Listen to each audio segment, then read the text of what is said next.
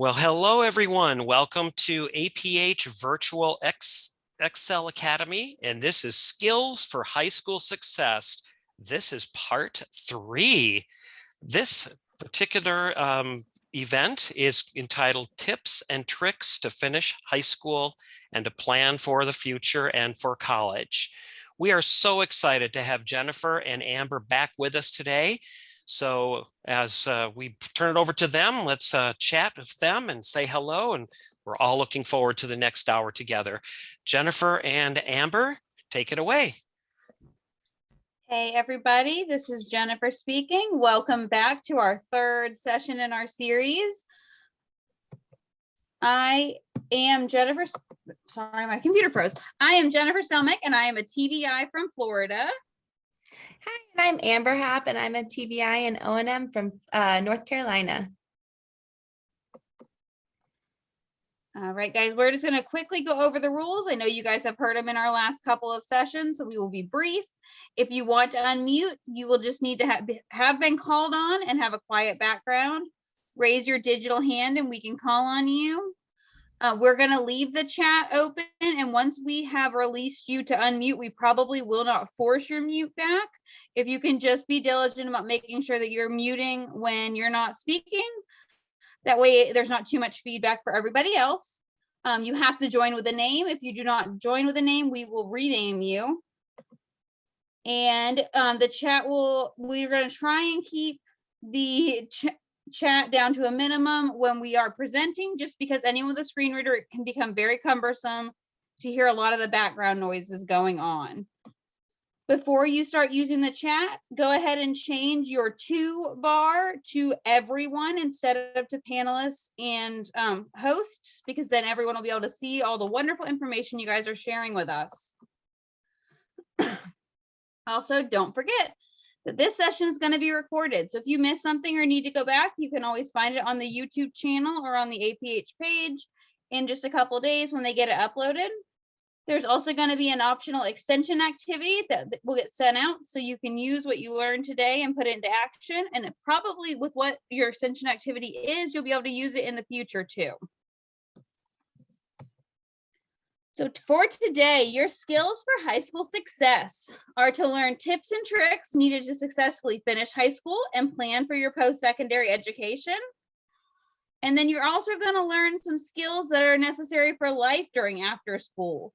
Just tips and tricks that we thought that you needed to know to be successful living on your own as an adult out in the world. Some little skills that don't always come naturally to everybody, that you have to be taught, and not every school goes over all of them. And by the end of the day, we will make sure that you have resources with some scholarship opportunities, and college planning will be available to all attendees. So for today, your goals are that you can use a checklist to determine what you need to complete to finish high school. And then you will know skills that are essential to joining the community as an independent adult. So what do we need to do to what all do we need to complete before graduation? Let us know some ideas in the chat of some things you might need to finish up in high school before graduation time. Has anyone started working through some of these skills yet? Some of these different checklist items yet? You can let us know in the chat, or you can raise your hand if you want to just tell us out loud.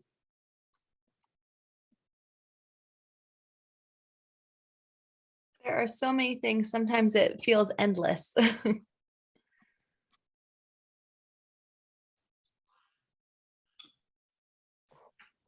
Bridges High School guys, do y'all have any ideas? Or Donnie, I know you usually have some good ideas. Anything to share, some stuff that you might need to get done? Are there tests that have to be taken? Are there forms that need to be filled out? What stuff do we have to do? Oh, Colin from Bridges High School said that they're currently taking a financial literacy course. And then another student has to take Keystone tests before they finish high school. And then Donnie has to do his SAT and his senior project.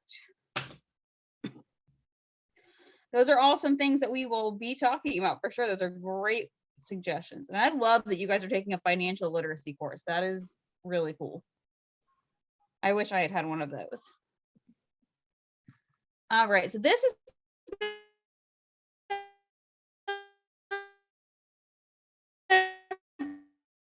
break it down into the 4 years. We have our 4 junior year and then here. Me is taking the practice SAT this spring break, which is a great idea to take the PSAT before taking the she's taking the practice ACT. There's a practice ACT and an SAT. So either one of those that you can take are great skills to practice on. Oh, so for freshman year, you want to make sure that you meet with your counselors and get to know them and let them know your aspirations, because they're going to be the ones who find out first about scholarship opportunities and different community service activities and anything going around in the community that might help you for your resume, for your college applications, all that kind of stuff. You want to get involved with clubs and extracurricular activities because you read it on a resume and an application. The more clubs and different sports and stuff that you can get involved with. Someone said, is this for visually impaired kids? Yes, this is for geared towards vision impaired kids, but we're also, most of the skills for high school readiness can kind of overlap between both our vision kids and our regular high school kids. To get involved with clubs, extracurricular activities, sports, anything going on at the school that we can share, like that you'd be able to share later and can show how involved you were in your school. You'll want to look for some volunteer hours that are available in your area. I know in Florida, we have a thing called Bright Futures where you have to do 120 hours of volunteer before you graduate to get the certain scholarship, so that we have to really push volunteer hours. I'm not quite sure how that is in other states, if they all require it, but it also looks really good on your applications and stuff to have volunteer hours. And then you'll want to get with your counselor or your TVI at your school to make sure that you're registered with College Board for all your standardized testing accommodations in your freshman year. When you go to take the SAT and the ACT, they will not automatically give you your accommodations like your school might. So it's really important to go and make sure that you have filled out all the proper paperwork and that your school has turned in their side of the paperwork to guarantee that you're getting all the accommodations that you're allowed. For your sophomore year, it is recommended in your sophomore year that you take the PSAT, which is the practice SAT. Most schools will host these for sophomores. So if it's something that your school does for you, you can take it right at school. And if they don't, you can reach out, you can look on the College Board website and you can find places that you can take it. You should begin creating resumes with the activities you've been doing over the last couple years. Starting to build a resume, well, first of all, it will help you keep track of all the stuff that you've been working on so you don't forget about it. And then you can just start adding to it as you move on, as you have new activities and new events in your life happen that you want to add. Another suggestion that they had was to find a summer job that you enjoy, possibly after your sophomore year. That's a good age and time to start thinking about maybe making a little bit of money in the summers. You could work as a camp counselor, just something maybe part-time, a few hours a week. And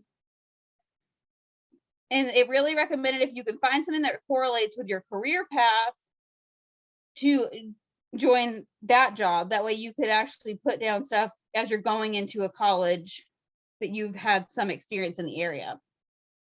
And then depending how ready you feel, you can consider taking the SAT and or ACT also during your sophomore year. So for junior year, the list for junior and senior year go a little bit longer. So in your junior year, you'll want to make a list of colleges that you're interested in and kind of narrow those down, because your list may be 10, 15, 20 colleges. And you don't want to be, Amber, am I breaking up or is it okay? I wasn't sure if it was mine or not, but it just glitched for a quick second. I'll let you know if we break up. Okay, I am hardwired in, so fingers crossed. So make a list of colleges that you're interested in. Go ahead and we're going to narrow those down to probably the top 10 to do research on, because otherwise it can be very cumbersome. You'll want to research on these different colleges and see if they're in an area you like. You'll want to see if they have the career program that you like. You'll want to see what their admission rules are, or requirements are. And then you also can look into doing college tours. Most universities offer an option for you to do a tour of their campus, so you can go and see if you even feel comfortable around that college. Then you also want to schedule the SAT and ACT during this year if you have not already done so. And then it's time to start searching for scholarships and to create a calendar of deadlines that you can start filling out. Usually in the fall of your senior year is when most scholarship applications become due. So if you can start your junior year making that calendar, you know way ahead what you're looking for and what you need to get done in time.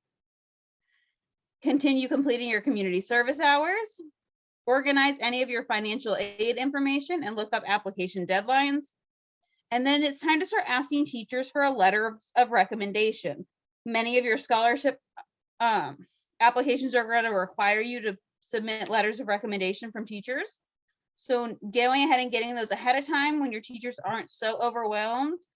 And when you're not trying to get them right at the beginning of the year, when your teachers don't really know you.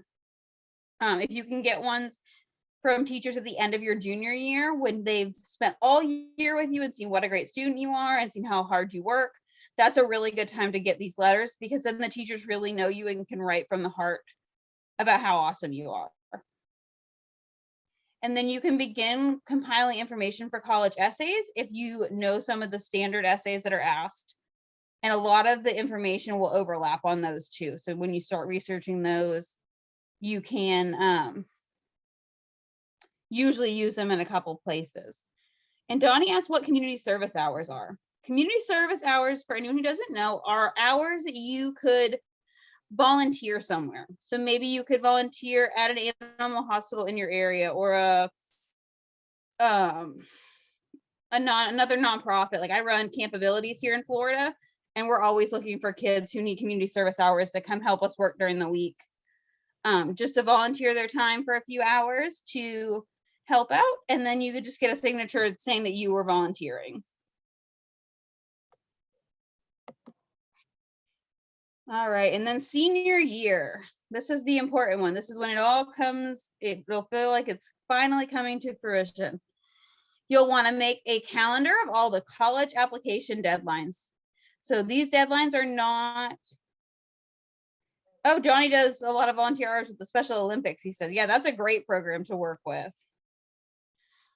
So on your college applications, there is no extended time for those. There is no flexibility. If you've missed the deadline, you missed the deadline and you won't be able to apply unless they happen to have like a backup deadline or something. But for the most part, colleges want you to apply on time and be prompt. So going through it at the beginning of the year and putting it in whatever type of planner. I know we talked a lot about planners the last couple sessions. Getting all those dates added early in the school year so you don't miss any of them is really important. You'll also want to add to your calendar your scholarship application deadlines, because those two are going to have a set deadline that's not going to be flexible most of the time. And you need to make sure for both the college applications and the scholarship applications that you're finishing all your essays and having all the information submitted by those deadlines. Then you will complete your FAFSA with your parent, which is the financial aid. I meant to look this up. I know it's the financial aid. Do you know the whole acronym? I will Google that really quick for us. I know it's the financial aid for, but that's how you're going to get any funding through the schools.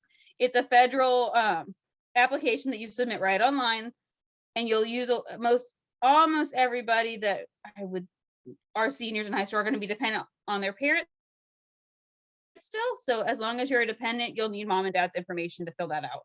And FAFSA stands for Free Application for Federal Student Aid.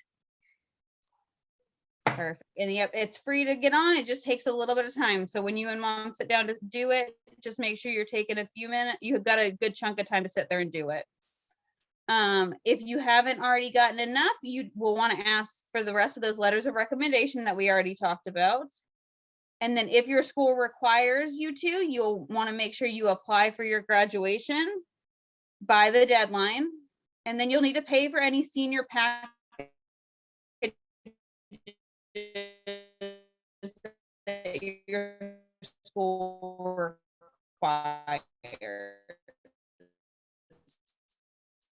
So we're going to go to that. And then just any other senior events. And then you want to make sure to enjoy your high school career during all this crazy time, because it does feel like a lot, but it will all be over so fast and you'll miss it so much. So just make sure you're just taking a step back to really think and enjoy all the different fun activities you get to do. All right, so now we're going to move on and talk a little bit about scholarships. What is a scholarship? Does anyone know? And Donnie had asked how many days will this be on YouTube? I think, are we working out of a week then it will be uploaded? That sounds about At the right. most, yes. Yeah. And then I think it just stays up there because I've pulled up ones, Donnie, from last summer and the summer before. Yeah, I don't think they ever go away, which is great. Yeah, they're great resources. So you guys will be able to pull these back up, and then we will have a checklist with all that stuff I just talked about that's going to get sent home with your activities. So you'll be able to actually print that, and it's just in a Word document. So if you print it, if you have a TVI that you need Braille, you can just give them the Word document and they can send it through their embosser real quick. Or if you just need electronic, any devices should be able to pick it up and read it really easily. A scholarship is a certificate. Sometimes it comes with a certificate. A scholarship is usually funding that is given out to help somebody go to school. So different companies, different people, different foundations will give out scholarships to deserving people to make sure that they're able to afford to attend school. And there's scholarships for going to summer camp. There's scholarships for different devices. There's other things that scholarships are used for too, but college scholarships are really a big one. Does anyone know how you would go about getting a scholarship?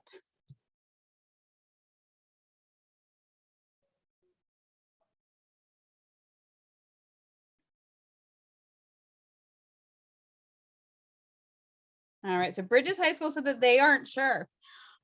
So most scholarships you have to apply for. There'll be an application process. How does a college accommodate VI?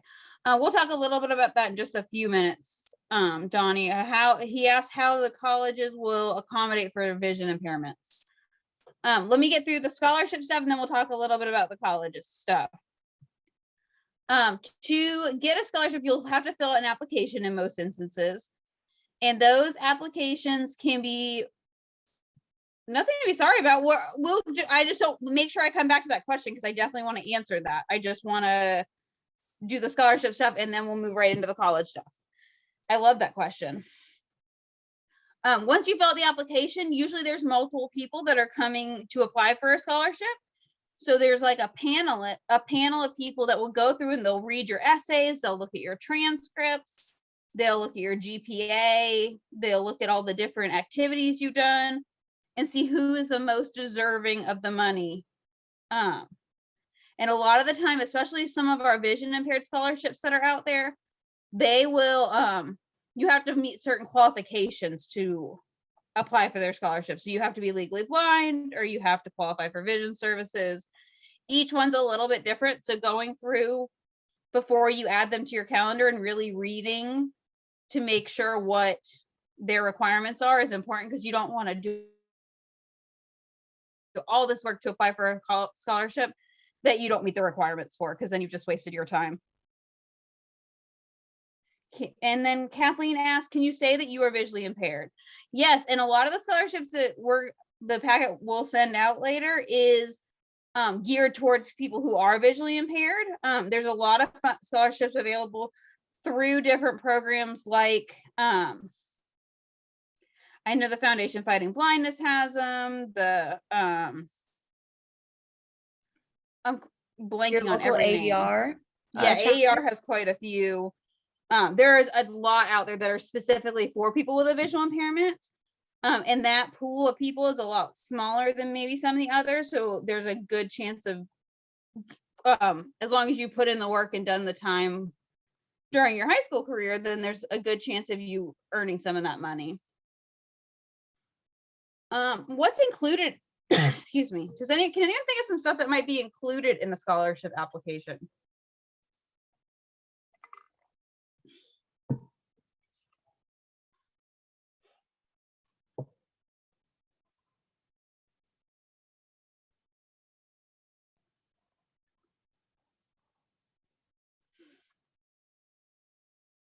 So in most scholarship applications, you will need to include your demographics, which is your name, your address, your phone number, and then Kathleen said grades. Yes, your grades are usually a big part of it. Some might ask you for an actual resume. Most will probably ask you for a copy of your transcripts, which you'll have to get from your school. A lot of them will have an essay, and the essays need to be well written. A lot of the time it's a really good to go ahead and have somebody proofread your essays. I still have somebody proofread anything I write to this day that needs to be checked. Donnie, you can probably use some of the scholarship money to pay for food at school, but it's not something you'll need to include yourself in the application process. But definitely like your housing package and your meal package from the school is something you could use some of the scholarship funds to pay for. That's absolutely accurate. Books, tuition, all those things cost money. Most of the time for scholarships, to apply for a scholarship, you have to let the scholarship know what college you are attending. So more than likely, if you're not planning to attend a college, you wouldn't want to fill out the application because they're going to send the money straight to the college a lot of the time. So you probably wouldn't be able to just apply for a scholarship to buy food out while in your working life. You'll probably want to get a job and just go ahead and buy your food at that time. So on your scholarship applications, you'll have demographic information. And for a lot of the information, or for a lot of the scholarships that we're going to talk about today, you'll have vision medical information. And I know that's medical stuff. A lot of the time it's private and personal. This is one of those times you probably will need to share it. Sometimes it's just a small tidbit, like a statement from your vision teacher or a copy of an eye report from the eye doctor. They just need something as proof of your vision impairment. You'll have your educational information, your essays, possibly some of those letters of recommendation that you've collected, your transcripts, and maybe a resume. So let's do a little knowledge check on all this college stuff we've been talking about. When should you start thinking about planning for college?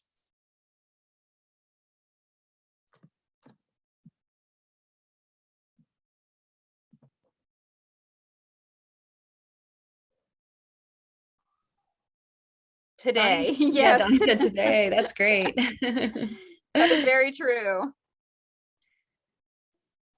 Isaiah and Colin say by your junior year. Yes, you absolutely need to be on board with stuff by your junior year.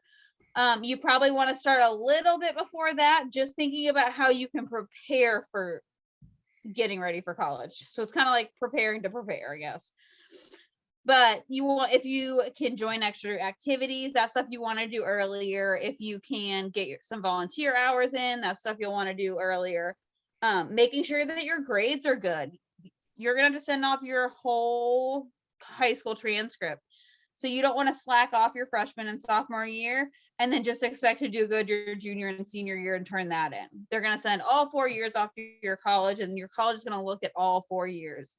And your GPA is averaged in for all 4 years. So you definitely want to make sure that you're using your time very wisely.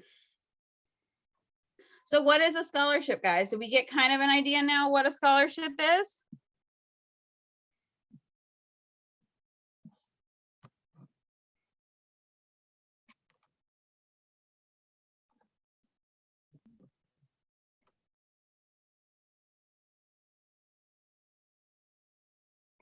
Colin says yes. Great. Colin said yes for Spanish classes.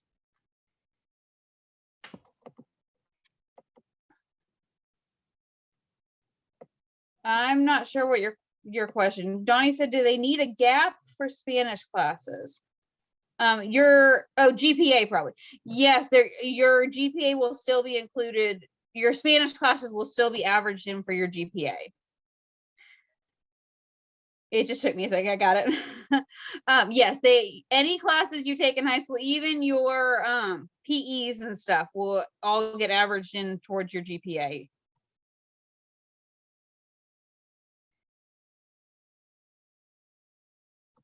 Can anybody think, last question on this stuff, could anyone think of some community service ideas? Where are some places around your area that you might be able to get some community service hours or volunteer your time?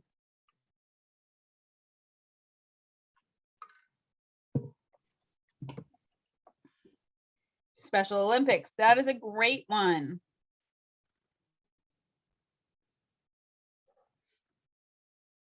An animal shelter. Colin said an animal shelter.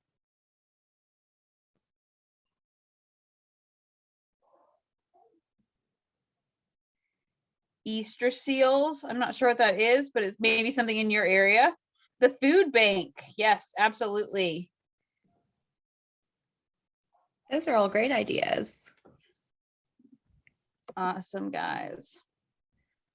So as you're going off into college, it's going to be a whole new world. Senior centers, it was another volunteer opportunity. That's a great one. So as we're moving out into our own world, a lot of the time you live either in a dorm, on campus, maybe in student housing. Some people will get their own apartment as they go off to college. And when it comes to that moving out process, there is a whole lot of new skills that you're going to take on and have to learn how to do. So let's think of some things that are necessary to learn before you enter the adult world. What are some things maybe your mom helps you do that you aren't quite sure how to do in your home right now?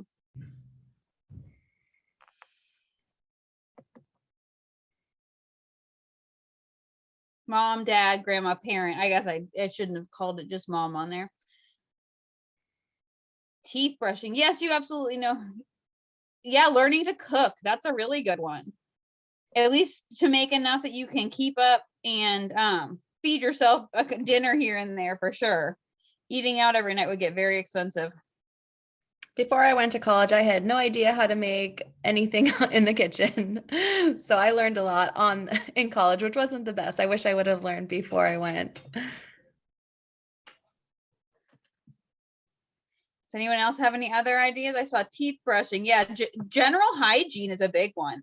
Making sure that you are on the routine of taking a shower, not having anyone pick up after you, washing your clothes, putting on deodorant, brushing your teeth, like Donnie said, any of those kind of skills, making sure that you're doing it without someone telling you every day, because no one's going to always be there to remind you.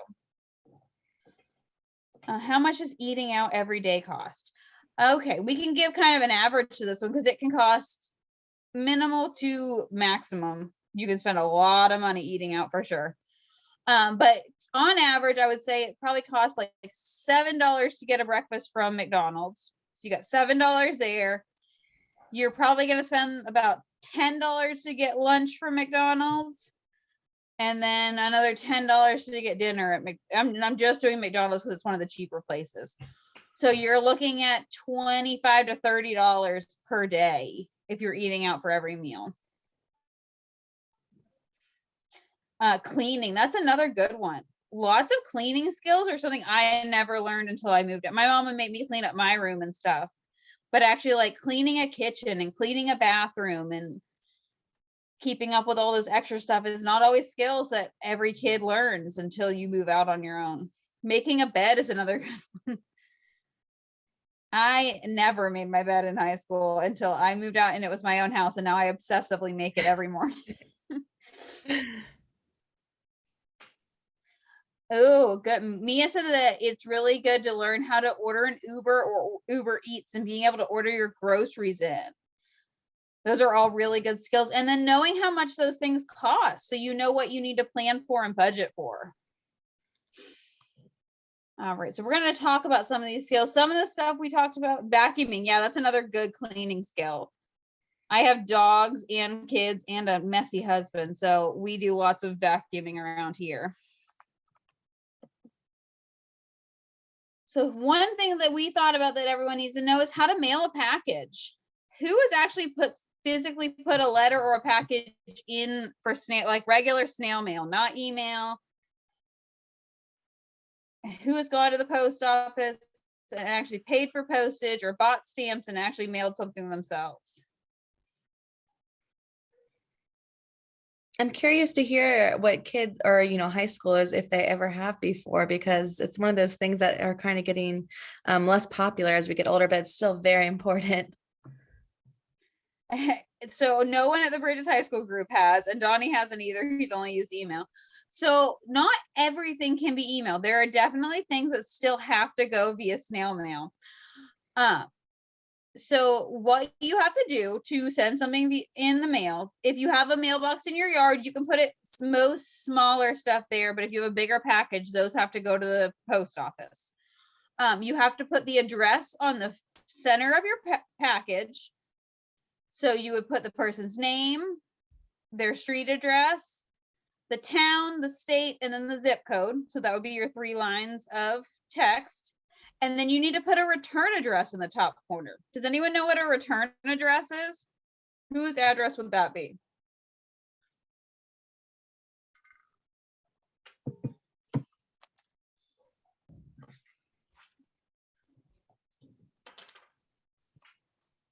Awesome. Yeah, Bridges High School got it. They said the address you're sending it from. That is 100% right. So you would put your name and address in the top corner as sending the package.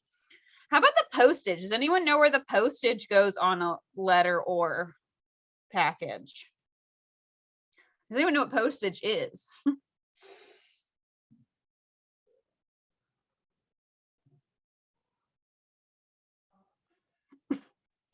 Everyone there said no. So postage for a letter could be a stamp. If you're sending a bunch of pages in an envelope, you may have to use a couple stamps. And there was actually a whole Excel Academy lesson about mailing stuff. So we can, Miss Robbins shared that link with us. If you guys want to go back and check that one out later, you guys can pull up that link and go on this, because this is the only page we're talking about for mailing stuff. And then if you're mailing a bigger package, you can actually pay for the postage right at the post office, and they'll put a bigger sticker on it. But it goes in the upper right-hand corner of your letter or package is where your postage goes. And Mia said another option, if you can't print and you're a Braille reader, is to go to the post office or to UPS and tell them the address, and they'll create the label for you, which is a great suggestion.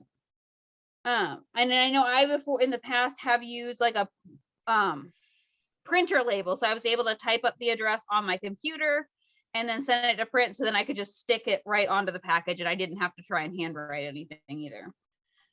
So there's quite a few different options for mailing stuff, but that's just kind of a little synopsis on it. Check out the YouTube of the Virtual Excel Academy if you want to look a little more into that, and ask your parents sometime if you go see a letter, mail one to a friend, mail your card. Maybe if you have other sister who lives in the same town, I sent a letter in the mail away the other day. You don't always have to mail stuff super far away that you can mail right in your own town. Yes, Donnie, most colleges and universities have Wi-Fi on campus. Another skill we thought was super important was making an appointment. there are lots of different ways nowadays, especially with all the apps and different websites and different ways you can make an appointment, but still a lot of the time you're going to call the office that you want to make an appointment at. Has anyone ever made their own appointment? Maybe a doctor's appointment or an eye doctor appointment? Anything like that?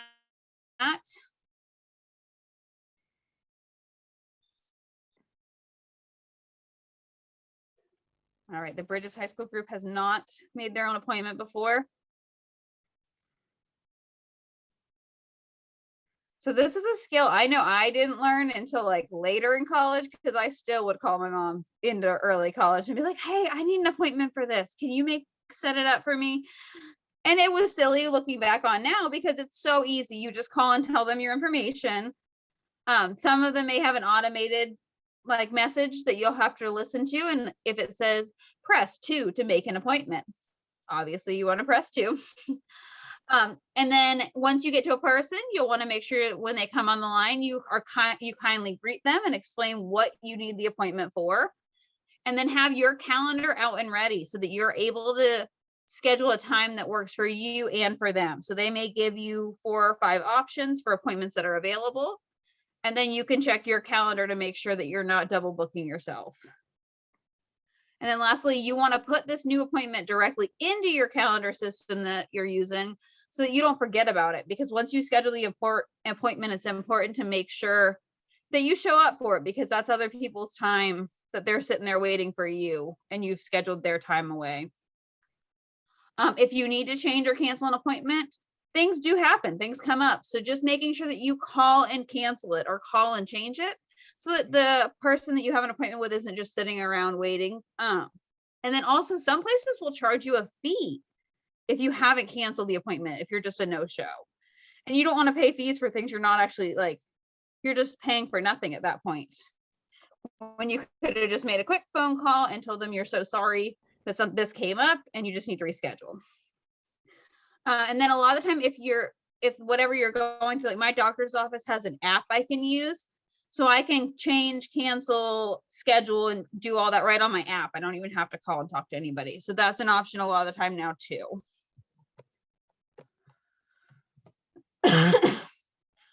All right, so here's another one of those archaic skills that many of you probably have never done and don't think you'll ever have to do, but you'll be surprised it does still come up. Who has ever written a check out or had anyone explain to them the information that goes on a check? Or had to pay something with a check, I guess.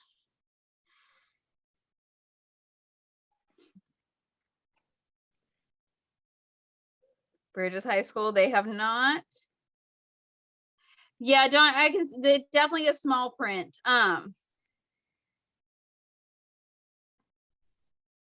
This is something that you may need some support to do, because sometimes there are certain things that you just need that only accept checks still. It's getting few and far between. I don't actually keep a checkbook anymore for my personal use. I have one for the summer camp I run. If I need a check every once in a blue moon, I go to the bank and get one. When I was in high school, I used to have to pay with checks for club dues. So if I was a part of a club, sometimes they would require a check. So I'd have to use one of mine or borrow one from a parent. One way to get around not being able to see it is to go in and actually get a bank check. So you can actually go to your bank and tell them I need a check written out to this person for this much money. And then they'll just have you sign it, but they'll print it all out for you. So that's one way to get around not being able to see the check if someone is requiring you to have a check. I run Campabilities Florida, Johnny. And then Mia said you can hand the check to a grocery store and they'll print it, and same with a lot of retail places. So they may be able to help you fill in the information. On a check, it will include in the top left-hand corner, it will have your name and address of the person whose checks they are. Oh, they actually print it with a machine. I'm sorry, is what Mia meant. On the right-hand side of the check is going to be the date. So you'll want to make sure that the date is on there correctly.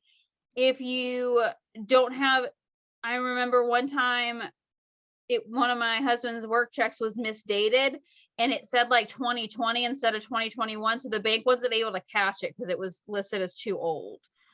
So just making sure that it's really accurate with that. Then there's a line that says pay to the order of. So that's where you would put the company or person that you're paying the money to on that line. Box has a dollar sign in a box, so you would actually write out numerically the amount of money that you're paying. So the example on the screen says $130.45. So it has dollar sign 130.45 decimal 45. The next line, you then have to write out the words of it. It says 130 and 45 over 100. So you write it out in words, the exact amount of money you're paying.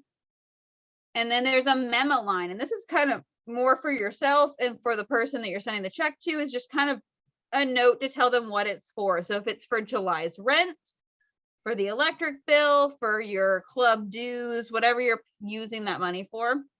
And then the last spot on there is a signature line. And that's where you would sign your check so that they're able to cash it later. Does anyone have any questions about checks? And we're just kind of touching on these skills. We don't expect you guys to know 100% how to do it, but these are just some good skills. If you are thinking like, oh man, I don't know how to do that still. This is something that you can have mom and dad or grandma or whoever show you, and they can walk you through like physically looking at a check and really seeing before you go off to school or go off to your working career, so you know what you're doing. Cool, no question. Oh, and I forgot to say on the bottom of your checks, there will be a big long line of numbers too. And that's your account and routing number for your bank. And that's how they know where to pull the money from and who to send it to and whoever they're paying.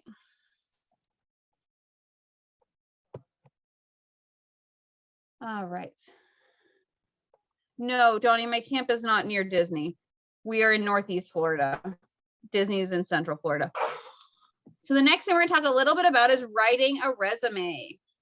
Things to include on your resume are your contact information, an opening statement, maybe a summary or an objective, your work history, your educational history, soft technical skills that you may have, or even computer skills.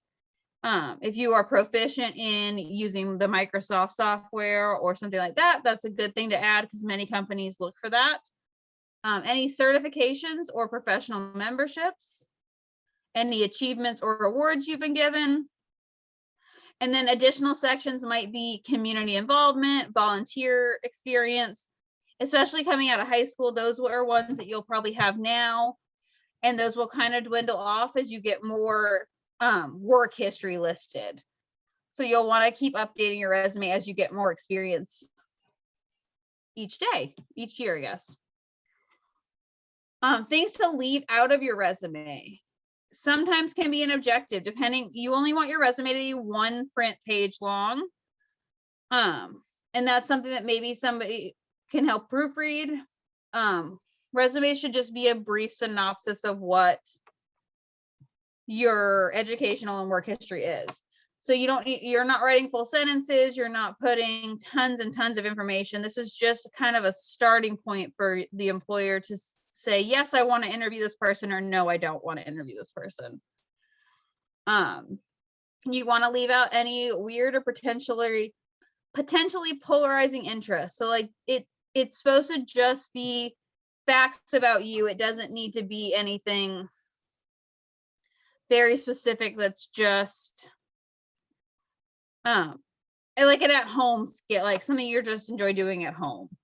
You want it to be work related, you want it to be professional. You want to leave out third person voice, so everything should just be bulleted facts of what your skills are. This site said to leave out the email address from your current employer if you want to give them a phone number or an address. A lot of the time they do ask for that. And then leave out unnecessarily big words. Make your resume readable. Let the your hiring person just come in and read quickly. And then you want to leave out any lies. You want to be 100% accurate with what you're telling. And then you want to leave out any unimportant things, like jobs from 15 years ago. You don't want to keep adding those if it's not something that's important in your life anymore, or a skill that you're currently using.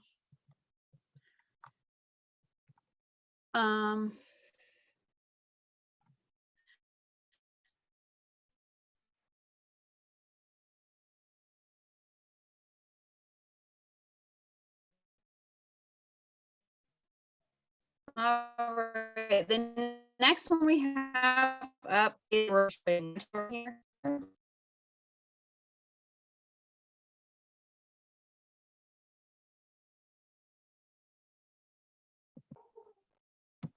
Are you there, Jen?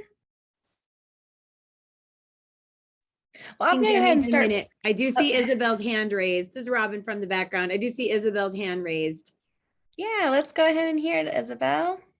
You can unmute when you're ready. Meeting tools, same webinar, lower hand button. So what I do before we go grocery shopping is I make shopping lists on the notes app in my phone.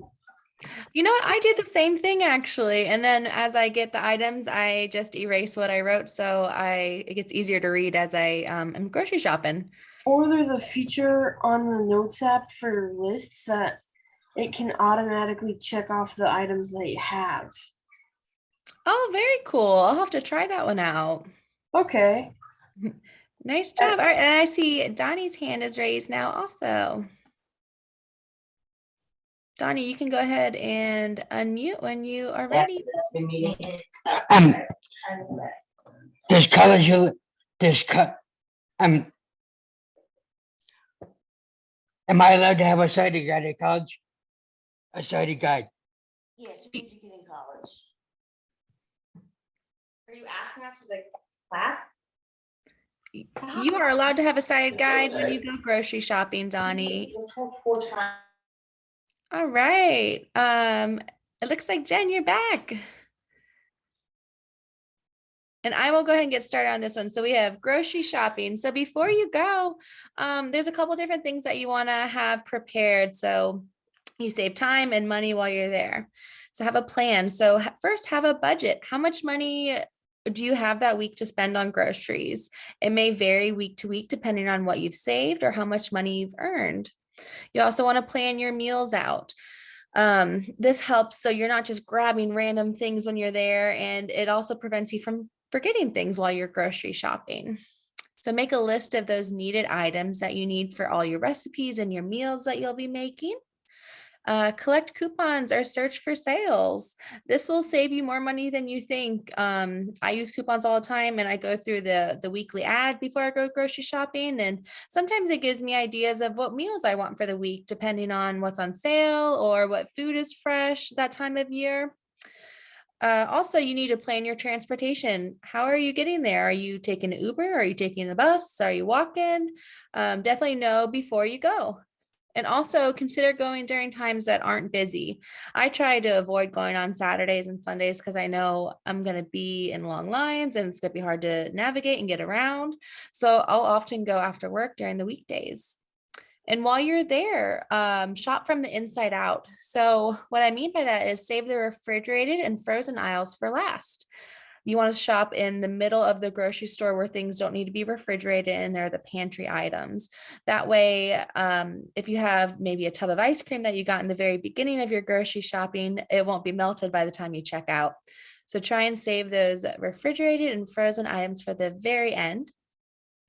You can also utilize shopping assistance if it's available. Lots of grocery stores, if you call them up and ask that if you could have an employee shop with you, they are more than happy to do that. They just might ask that you come during times that aren't busy. Also, while you're there, use your tools. If you have a magnifier, go ahead and use that so that you can read items like nutrition labels, monoculars, so you can see what aisle things are down. If you have any sort of device that will read to you like a Orcam or Seeing AI, things like that, make sure you're ready and you're prepared so that you can be independent or close to it when you're there. And also don't get too many groceries that you can't carry them home or that they go bad. I'm guilty of this. Sometimes I have high hopes that I will make everything that I get and I end up getting too many vegetables. And then by the time I go to eat them, they are bad. Or this has happened actually the other week. I got too many bell peppers and the bottom of my vegetable drawer was covered in rotten bell peppers. So make sure you plan it out well so that food doesn't waste and you're not wasting money. Does anyone have any questions about grocery shopping before we move on?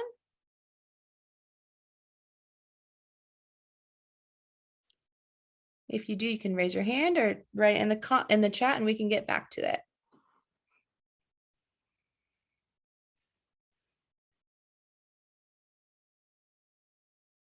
Okay, our next item to talk about is reading a nutrition label. So this will go hand in hand when you're grocery shopping. A nutrition label is something that's put on every single package of prepared food or frozen food or refrigerated foods.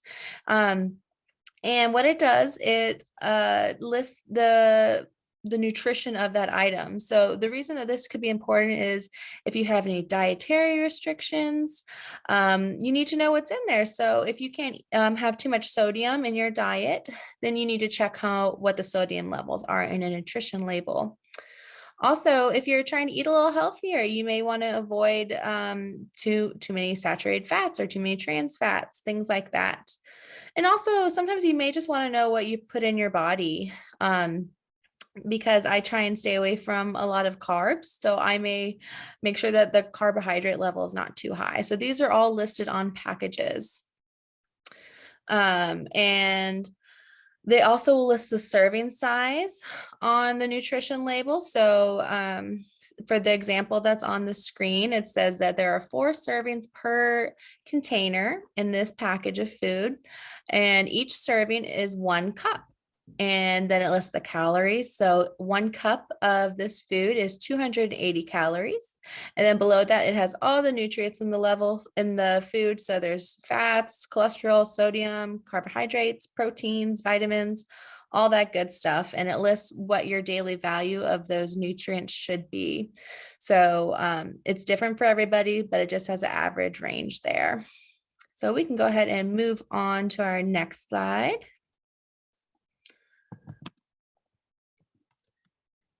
To go along with our grocery shopping, we need to know how to store food properly and correctly. So storing your food correctly will prevent foodborne illness and prevent bacteria from growing. Rule of thumb and what the Federal Drug Agency suggests is that you keep your refrigerator at or below 40 degrees Fahrenheit. So you don't want a warm refrigerator, and most refrigerators do have thermometers in them. You also want to keep your freezer at or below 0 degrees Fahrenheit. So make sure that things are actually frozen in there. Also, follow the directions on the package for storage. If you're not sure, you can check on the package and it will say. And what I've actually done before is I've asked Alexa, and if you can be specific with Alexa for certain items, and she'll tell you how to cook the item or how to store the item. So she has a lot in her, just in her list of foods and in her catalog of things of how you should store it and cook things. Isabel has her hand up. Isabel, go ahead and unmute, honey. You're currently unmuted. I'll press So- the button. What are the days that aren't busy to go grocery shopping? What are one of the days that aren't busy? Yeah. It varies store to store and place to place.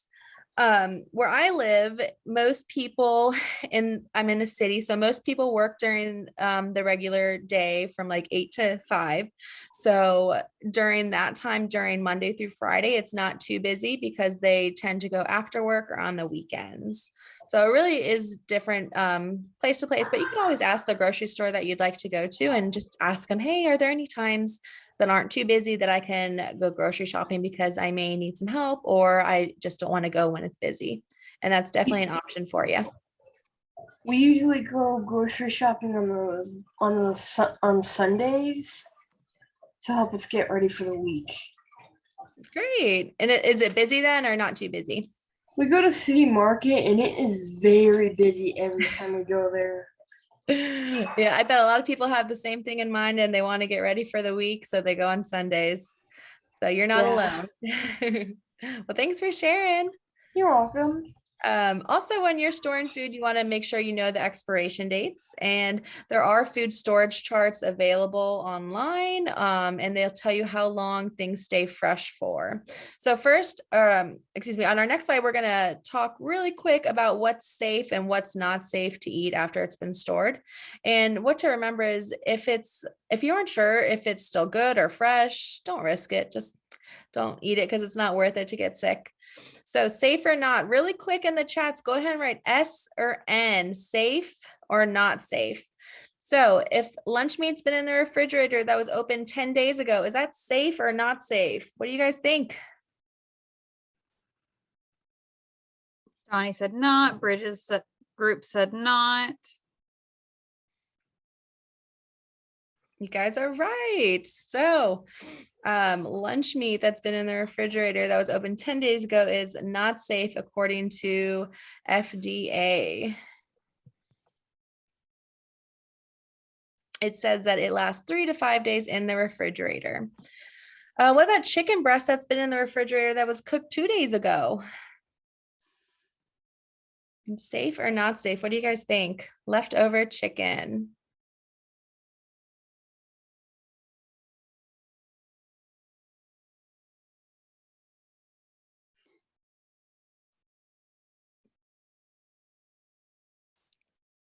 I'm going to go ahead and share with this because we're running short on time. Oh, we have a no from Bridges High School and a yes. Okay, so this is safe. So cooked poultry can last 3 to 4 days in the refrigerator. And for the sake of time, we're going to go through these pretty quick. So leftover pizza from 5 days ago, that's actually not safe. The FDA says that refrigerated leftover pizza can last 3 to 4 days. So we have a few more that we can go through. Frozen chicken noodle soup from a month ago. What do we think? It's actually safe, surprisingly. Frozen soups and stews can last 2 to 3 months in the freezer. So if you don't know this, this is totally okay. I didn't learn this until I was an adult, but I kind of wish I would have learned it before. And if you're interested in this, if you're going to be going off to live on your own soon, or you just want to be more careful at home, you can look up what a food storage chart would be. And on the FDA's website, they have what foods are considered safe to eat after storing them. Okay, so I think we have time for maybe one more slide. So we want to talk briefly on using basic tools for minor repairs. Really quick, has anybody ever used a screwdriver or hammer or a wrench? Yes or no in the chat? Bridges High School says Yep. Great. So yeah, screwdrivers, they are used to tighten, loosen, or install screws by hand. You definitely want to have a screwdriver at home. I am constantly tightening the screws on my chairs because they always feel wobbly and loose. So you want to make sure that you know how to use some basic tools like this. The same thing with a hammer. If you want to hang something on the wall, you'll need a hammer to drive a nail into the wall. And a wrench is used to turn a bolt or a nut. Some of these can be adjustable and they fit different things, but really they're there to tighten bolts and nuts on items. So I have to use a wrench sometimes because I have a armchair and the leg gets very wobbly. I have a problem with chairs getting loose, but I have to use a wrench to tighten it. So just basic tools like this, you want to be familiar with. What do they feel like? What do they look like? What can you use them for? It's important to know before you go off to adult life.